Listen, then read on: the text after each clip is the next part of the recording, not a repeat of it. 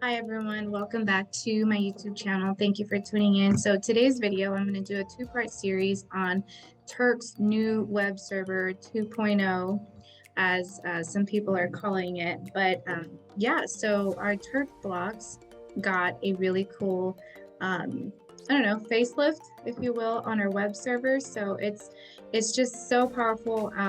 I do want to demo that and show you how easy and neat it is to work with some of our, specifically our RFID blocks and our IO link blocks. So I'll do a separate video for the IO link demo. So for this one, I just want to show you how to do a quick RFID test using our UHF readers. I know I have a few older videos where I walked you through packware, and if you followed me on this journey, you're going to really appreciate this web server. So on our old way of doing it was through packware, and you can do a lot of what we're going to do today. You're going to see it, or what we did that at that point through packware. You're going to see it in a new way through the web server 2.0. Feature for UHF applications. So anyway, without further ado, let me share my screen and show you what I'm working with here. So here I've got a UHF reader and it's powered on. I'm connected to port 1 of my RFID block. This is the smaller version, the TBEN S2.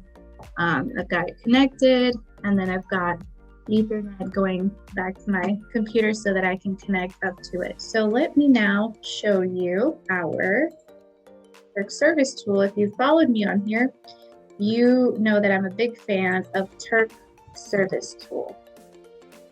And what this little app allows us to do is to search for anything on our Ethernet port to make sure that, to see what the IP address, and also it serves as a way of managing like rebooting or uploading RG programs, changing IP address, using the wink feature.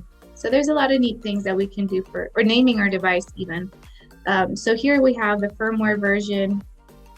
So if you have an older TBEN block, or RFID block or IO-Link block, and you don't see the same web server that I'm about to show you, you can upgrade your firmware.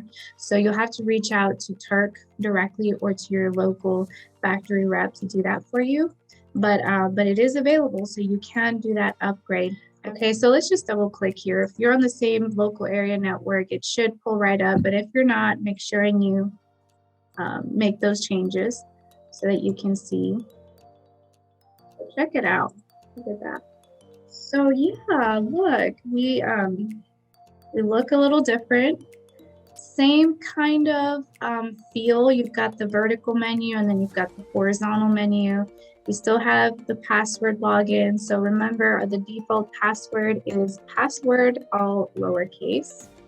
It's going to ask you if you want to change the password. You're going to say no for now, unless you really want that device level security. So here you've got the same parameter settings that you would have seen through packware or through our older web server even. So you can set up your RFID channels to the operation mode that you want.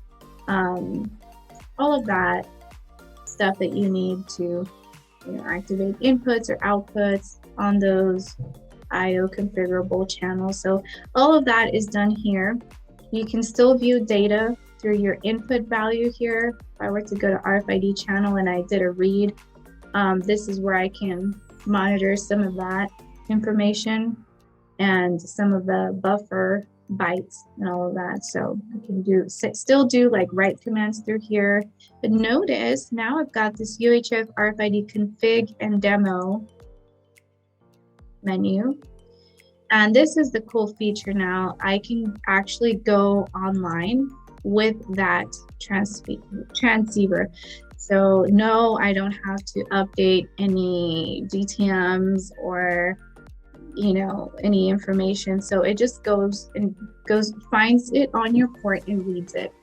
So notice that it found something on my port 0, my first channel.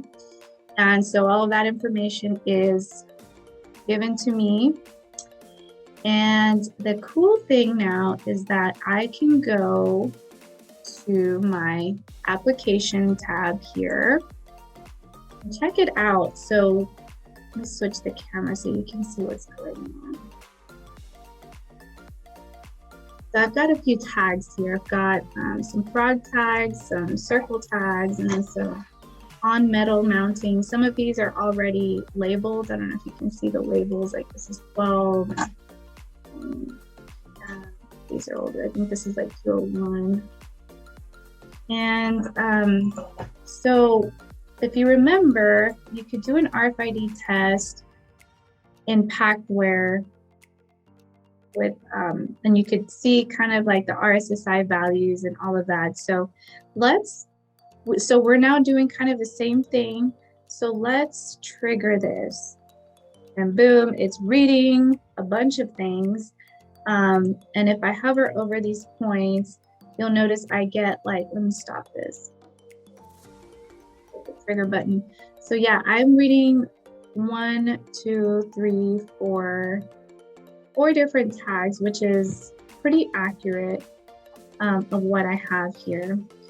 So if I hover over this, notice I get actually the whole value there, and then the RSSI value with a timestamp, which is really neat. If I scroll down, you'll see that same information. So notice I have that tag number 12, tag number 9, tag number 201, got RSSI values, which is going to tell me the signal strength.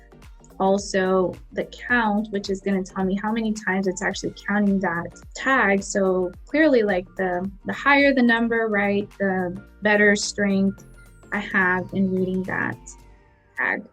So this is a great way of testing your RFID UHF application, of testing that it's going to work in certain areas. Sometimes there's a lot of external factors that you need to account for, like water, humidity in the air, metal mounting, you know, vehicle detection. All of that stuff is something that I always tell customers, make sure you always do an RFID test, make sure and so you can call us anytime and we'll come do that with you. But at the bare minimum, this is now a feature that you can use for your testing and for diagnosing, troubleshooting hardware that's out there. Maybe it's not placed or mounted in the best way possible, right? So this is a good way, a good tool now that we can use to test all of that hardware.